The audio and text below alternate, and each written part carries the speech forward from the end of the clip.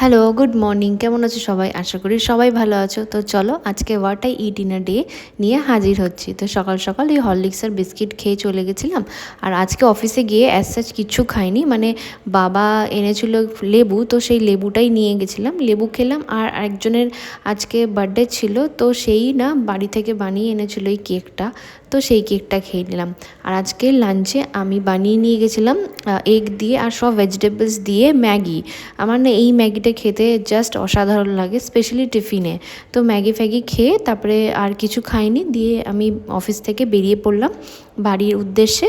তারপর বাড়ি এসে আজকে এই জাস্ট গাঠিয়া চানাচুরেরটা দিয়ে এটা দিয়ে চাটা খেয়েছিলাম।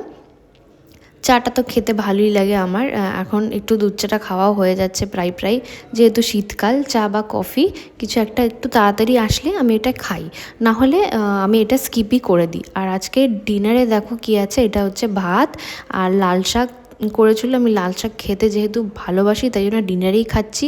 এটা হচ্ছে গিয়ে আলু পোস্ত, আলু পোস্ত খেতে আমি খুব ভালোবাসি। এটা হচ্ছে একদম পাতলা করে ডাল, আর তার সাথে ইলিশ মাছের ঝোল।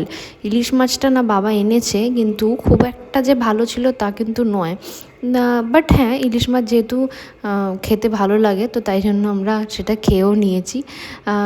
মোটামুটি ছিল আর কি, মাছটা খুব একটা ভালো ছিল না মাছটা। হ্যাঁ, তো ব্যাস এরকমভাবে আমার আজকে দিনটা শেষ হলো। তো চলো বাই, আবার দেখা হচ্ছে নতুন একটা what I it in a day নিয়ে। টাটা।